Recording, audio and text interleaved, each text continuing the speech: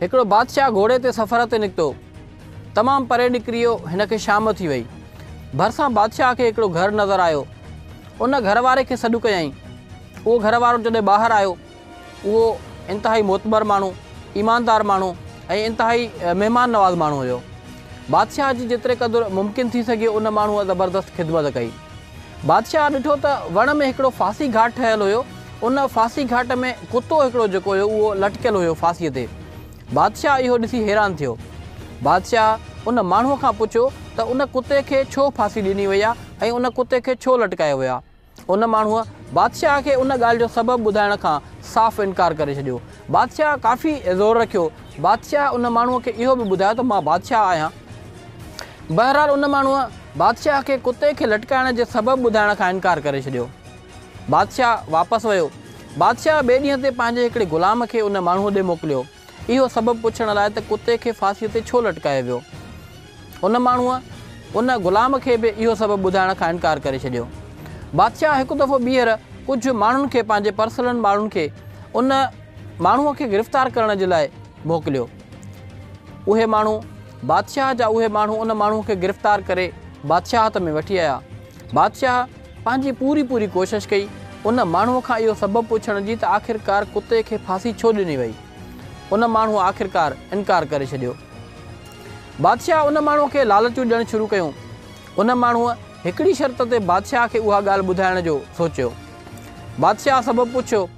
उन माण्हूअ चयो त जेकॾहिं 1 महीने जे लाइ बादशाह त मुंहिंजे हवाले कंदे त मां तोखे इन ॻाल्हि जो सबबु ॿुधाए सघां थो त कुते खे फांसी छो ॾिनी वई।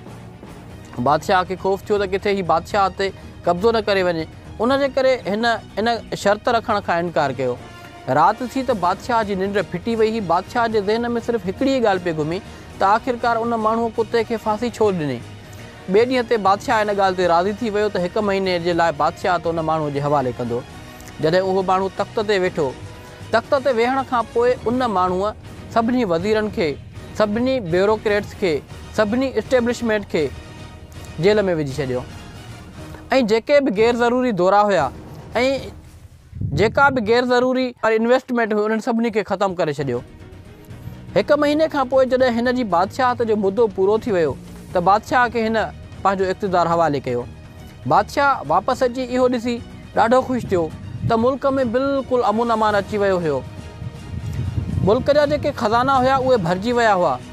हाणे काफ़ी माल हुयो इन्वेस्ट करण जे लाइ, मुल्क जी तरक़ी करण जे लाइ ऐं सिस्टम खे बहितरीन नमूने अॻिते हलाइण जे लाइ। उन माण्हूअ बादशाह खे ॿुधायो त मूं वटि ॿकरियुनि ऐं रिढुनि जो धन हुयो ऐं उन्हनि जी हिफ़ाज़त जे लाइ मां हिन कुते खे रखियो हुयो, पर हर रोज़ु हिकिड़ी रिढ या हिकु ॿकरी गुम थी वेंदी हुई। कुझु ॾींहंनि खां पोइ ख़बर पई त उहो कुतो ॿियनि कुतनि सां गॾिजी मुंहिंजे ई ॿकरियुनि ऐं रिढुनि जो शिकार कंदो हुयो। मूंखे जॾहिं इहा ख़बर पई त जंहिंखे मूं मुहाफ़िज़ रखियो आहे उहो ई शिकार करे थो, इहो ई सबबु हुयो जो कुते खे फांसी ॾिनी वई। सो दोस्तो, हिन ॻाल्हि मां जेको सबक़ु मिले थो असांखे, उन ॻाल्हि खे तव्हां बिल्कुलु सम्झी विया हूंदव।